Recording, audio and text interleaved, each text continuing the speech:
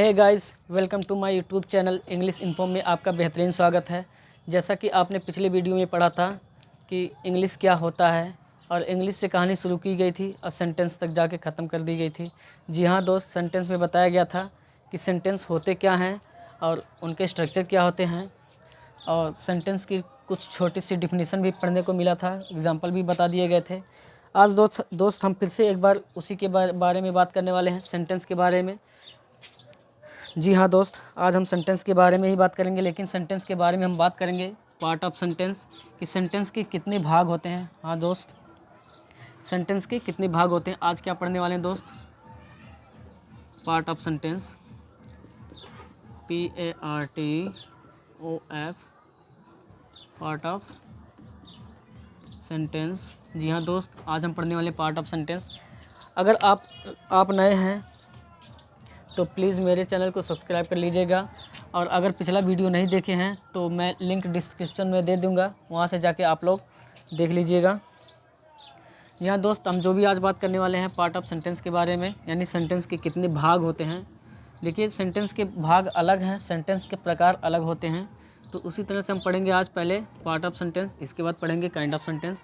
तो हम बात करते हैं सेंटेंस की। जी हाँ दोस्त, आज हम बात करेंगे सेंटेंस की। पिछले वीडियो में भी बात किए थे सेंटेंस की। देखिए, थोड़ा सा डिफिनीसन बता देता हूँ सेंटेंस का। सेंटेंस हमने पढ़ा क्या था? A group of the word, a group of the word with the complete meaning, complete meaning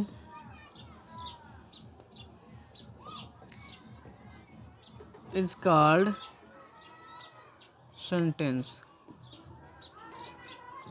is called sentence। जी हाँ दोस्त, पिछले वीडियो में हमने यही पढ़ा था, इसके स्ट्रक्चर भी पढ़े थे, लेकिन आज हम पढ़ेंगे पार्ट ऑफ सेंटेंस कि सेंटेंस के कितने पार्ट होते हैं। जी हाँ दोस्त, मैं बता दूं, फ़िलहाल के लिए सेंटेंस के दो ही पार्ट होते हैं। इसके दो बेटे होते हैं। पहले का नाम होता है सब्जेक्ट, शायद कुछ लोग जानते होंगे सब्जेक्ट क्या होता है। पहले का नाम हो गया सब्जेक्ट, दूसरे का नाम हो गया प्रेडिकेट। कुछ लोग बोलते हैं पर्डिकेट, नहीं दोस्त, प्रेडिकेट। ठीक, तो चलिए दोस्त, हम समझ लेते हैं कि हमारा सब्जेक्ट क्या होता है। सब्जेक्ट जो होता है अपने आप में एक डूअर होता है। क्या होता है दोस्त? अपने आप में क्या होता है? एक डूअर होता है। डूअर मीन्स करने वाला। शायद ये नया शब्द देख करके आप लोग कंफ्यूज होंगे कि डूअर क्या होता है। मैं बता दूं, डू प्लस ER, मतलब डू क्या है? एक वर्ब है और ER एक वर्ड है। इन दोनों को जोड़ने पर हमारा बनता है नाउन। यानी आप कह सकते हो कि एक रूल निकल के आता है। रूल क्या है कि अगर वर्ब में हम ER या R या OR जोड़ देते हैं तो हमारा क्या बन जाता है? जो हमारा वर्ब होता है वो बदल जाता है किस में? ये जो हमारा वर्ब होता है ये बदल जाता है नाउन में। किस में बदल जाता है? नाउन में बदल जाता है। ओके दोस्त। जी हाँ दोस्त, अगर वर्ब में हम ER या R या OR जोड़ देते हैं तो हमारा बन जाता है नाउन में। ज़्यादातर हम ER जोड़ते हैं, लेकिन जिस वर्ब के अंत में हम ई पहले से ही पाते हैं, ई पहले से हो, तो वहाँ पर हम R लगाते हैं। OR हम बाद में बताएंगे कहाँ लगाते हैं, क्योंकि ये टॉपिक नहीं है हमारा। टॉपिक ये है, ये वर्ब एडवांस में पढ़ेंगे या जब नाउन पढ़ेंगे तब उसमें पढ़ेंगे। ठीक, फ़िलहाल के लिए समझ लो। देखिए, जैसे मैं एग्जांपल बता दूं, हमने कहा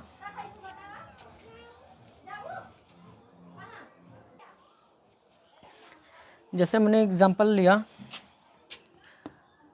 ये जो हमारा रूल है दोस्त, हो सके तो कहीं कोने पर नोट कर लेना, ठीक है? किसी कमरे में बंद कर देना इसे।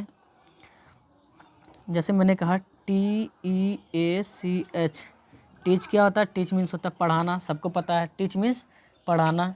अब टीच अपने आप में एक वर्ब हो गया। अगर इसी के अंत में यानी इसी के लास्ट में हम क्या जोड़ दें? ER, क्योंकि देखिए यहाँ ई आया नहीं है तो ER ही जोड़ेंगे।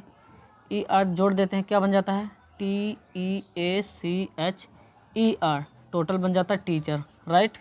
अब टीच मीन्स होता है पढ़ाना, टीचर मीन्स पढ़ाने वाला। बात समझ में आ रहा ना, टीच मीन्स पढ़ाना तो टीचर मीन्स पढ़ाने वाला, यानी ये हो गया अध्यापक।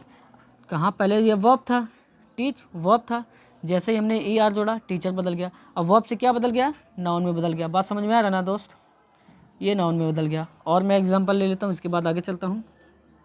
हमने कहा DRIVE ड्राइव, ड्राइव मीन्स चलाना, ये अपने आप में क्या है, एक वर्ब है। अगर अब देखिए इसके लास्ट में ई है,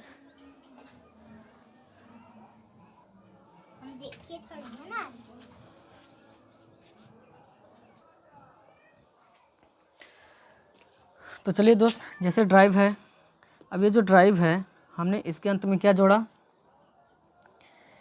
ई तो पहले से ही है, हम जोड़ेंगे आर, तो यहाँ पर हमने आर जोड़ दिया, तो क्या बन गया, DRIVER ड्राइवर, है ना। अब देखिए ड्राइव मीन्स होता है चलाने वाला। अब ई जैसे ही हमने आर जोड़ा बन गया ड्राइवर, मतलब चलाने वाला। ड्राइव मीन्स चलाना, ड्राइवर मीन्स चलाने वाला। देखिए चलाना हर कोई है, अब इसके बाद चलाना, बात समझ में आ रहा है ना। और चलाने वाला एक व्यक्ति है, ठीक है, चलाना व्यक्ति नहीं है, चलाने वाला एक व्यक्ति है। इसका मतलब ये क्या हो गया, नाउन हो गया, ठीक है। शायद ये रूल समझ में आ गया होगा। उसी तरह से डू, डू मीन्स होता है करना, हमने ई आर जोड़ा डूअर, यहाँ बन गया डूअर, डूअर। डू मीन्स करना, सबको पता है, डूअर मीन्स करने वाला, तो अपने आप में ये जो है ये क्या बन गया, नाउन। बात समझ में ना, डू मीन्स करना, ये कोई व्यक्ति नहीं है, ये कोई पर्सन नहीं है, लेकिन जैसे हमने आर जोड़ा हो गया डूअर, डूअर हो गया ये, अब यह एक पर्सन हो गया, डूअर नाउन हो गया, ठीक है। करने वाला, जैसे मान लीजिए मैं हूँ पढ़ाने वाला, काम कर रहा हूँ, ठीक है। तो फिलहाल के लिए इतना ये मिटा देते हैं, शायद समझ में आ गया होगा। उसी तरह से ये सब्जेक्ट जो हमारा है अपने आप में क्या है, डूअर है।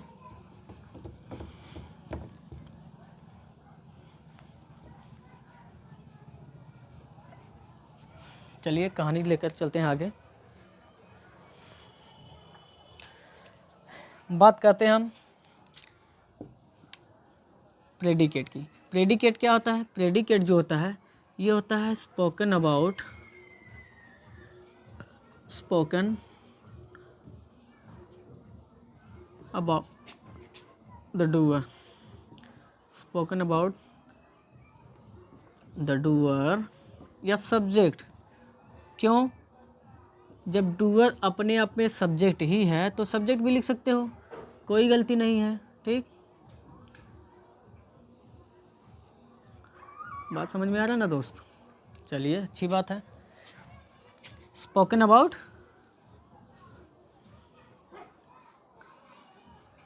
स्पोकन अबाउट द डूअर, ठीक है, यानी सब्जेक्ट डूअर, जो व्यक्ति काम को करने वाला होगा वही हमारा डूअर होगा, वही हमारा सब्जेक्ट होगा।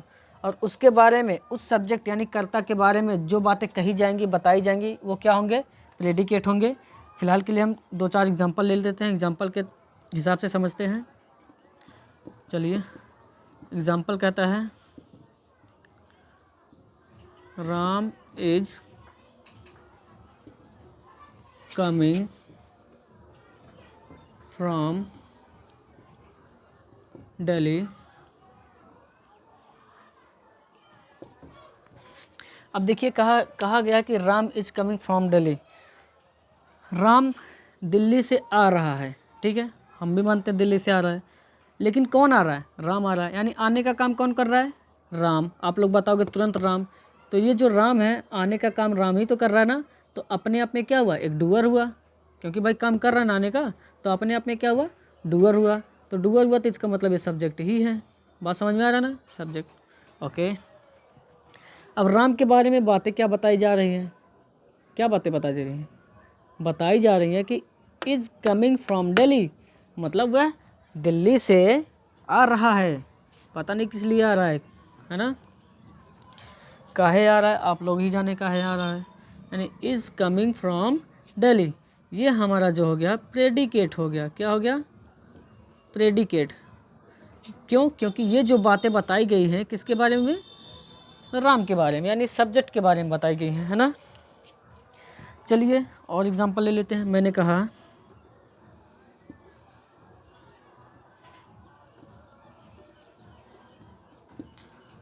Sunaina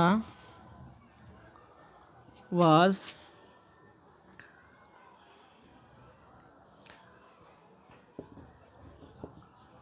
writing a story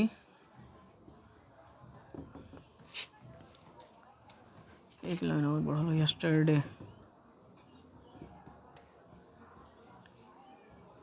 yesterday okay Sunaina was writing a story yesterday Sunaina कल एक कहानी लिख रही थी। चलिए मान लेते हैं भाई लिख रही होगी, क्या फ़ायदा जब वो कहानी पता ही नहीं है क्या कहानी है। Sunaina was writing a story yesterday Sunaina कल एक कहानी लिख रही थी। क्या लिख रही थी? कहानी। ये बताओ सुनैना कर क्या रही थी? लिख रही थी। यानी लिखने का काम कौन कर रही थी? सुनैना। लिखने का काम कौन कर रही थी? सुनैना। तो करने वाला हो गई, तो इसका मतलब डूअर, मतलब सब्जेक्ट। बात समझ में आ गया ना? ये वो सब्जेक्ट। अब इसके बारे में बातें क्या बताई जा रही हैं? Was writing a story yesterday. ये जो बातें बताई गई हैं कि वह कल क्या लिख रही थी? एक कहानी लिख रही थी। तो ये हो गया प्रेडिकेट। ठीक, क्यों? क्योंकि जो भी बातें बताई गई हैं किसके बारे में बताई गई हैं? सुनैना के बारे में बताई गई हैं।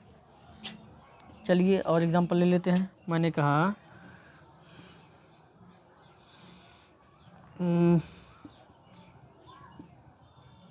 Rahul will go to market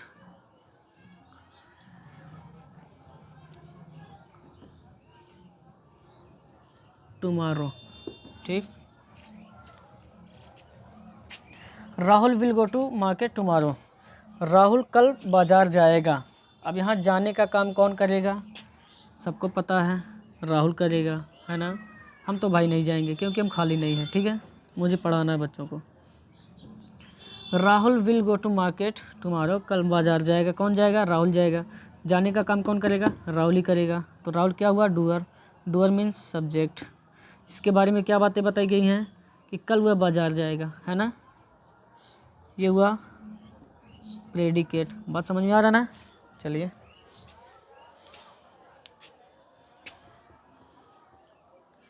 अगर मैं लिख देता हूँ सुप्रिया विल गो टू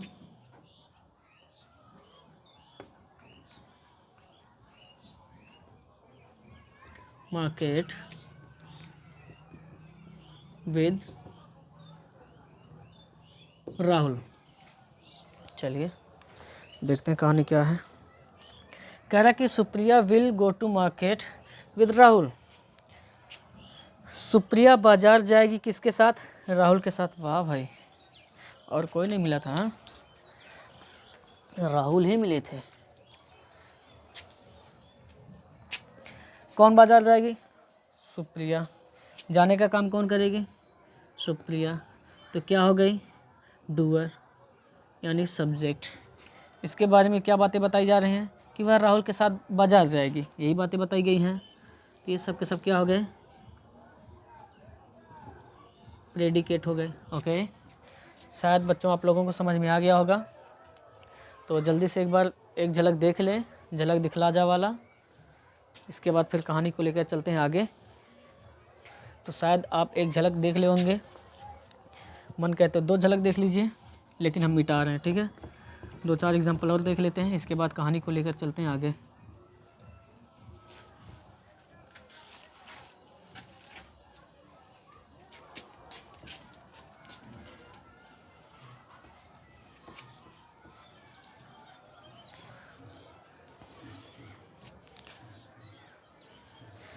चलिए एग्जाम्पल मैं लिख रहा हूँ।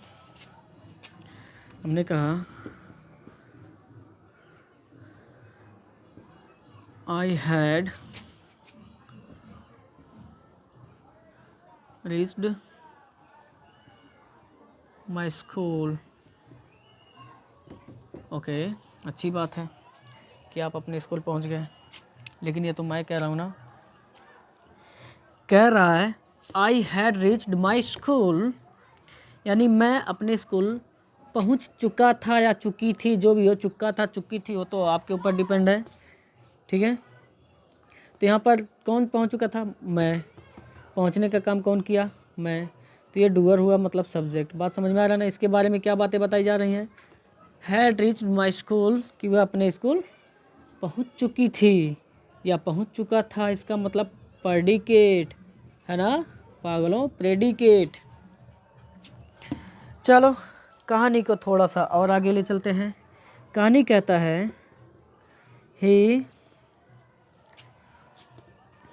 He has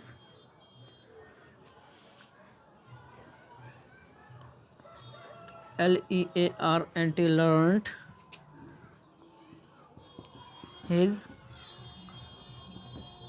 lesson।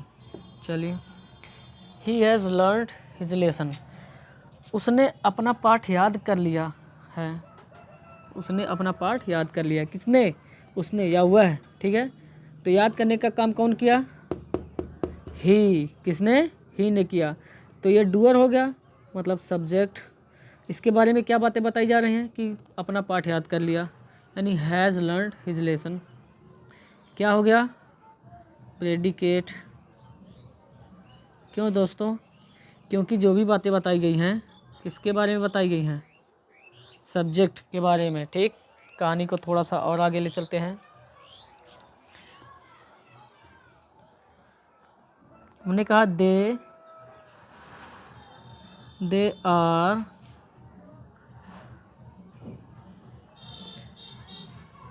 Playing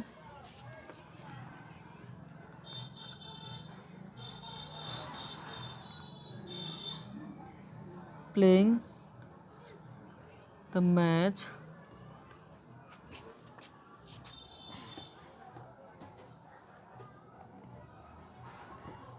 in the garden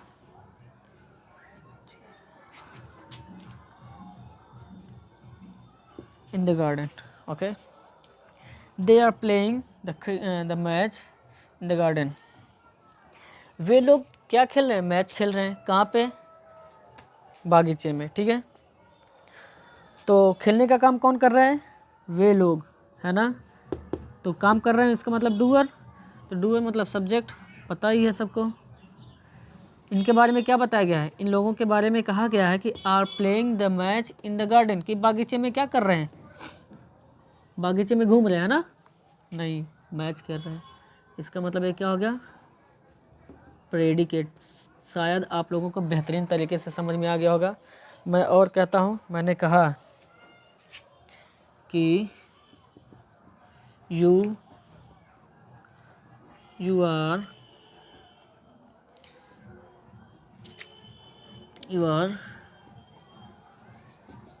singing a song in this room, okay. यहाँ कह रहा है you are singing a song in this room, कि तुम इस कमरे में क्या कर रहे हो? बाजा बजा रहे हो, है ना? नहीं, गाना गा रहे हो, ठीक है। तो कौन? यू। गाने का काम कौन कर रहा है? यू, आप लोग। तो ये हो गया सब्जेक्ट। इसके बारे में क्या बातें बताई गई हैं? Are singing a song in this room. तो ये बातें कही गई हैं कि कमरे में गाना गा रहा है ना। तो ये हो गया प्रेडिकेट। शायद समझ में आ गया होगा। देखिए, गंवार भाषा में ये भी कहा जाता है कि सब्जेक्ट को छोड़कर जो भी बचे वो क्या है? प्रेडिकेट। सब्जेक्ट को छोड़कर जो भी कुछ बचे वो प्रेडिकेट हो गया, ठीक है। ये भी कह सकते हो, लेकिन ये मेथड सबसे बढ़िया कि रीजन आप लोग समझ लो, इसके बाद अपने आप समझ में आ जाएगा कि सब्जेक्ट क्या है, प्रेडिकेट क्या है, ठीक है। चलिए, शायद आप लोगों को समझ में आ गया होगा। तो आज की कहानी यहीं तक रोक देते हैं, बाकी की कहानी कल बताएंगे अगले वीडियो में। जैसे देखिए, सेंटेंस के अगर पार्ट होते हैं तो सब्जेक्ट के भी अलग अलग पार्ट होते हैं, जो कि अगले वीडियो में आएंगे वो सब। तो आज के लिए यहाँ तक ख़त्म कर देते हैं। अगर वीडियो आपको अच्छा लगे तो प्लीज़ लाइक कर दीजिएगा, कमेंट कर दीजिएगा और शेयर करके लाल वाला बटन दबा दीजिएगा, यानी चैनल सब्सक्राइब कर दीजिएगा प्लीज़। थैंक यू, धन्यवाद।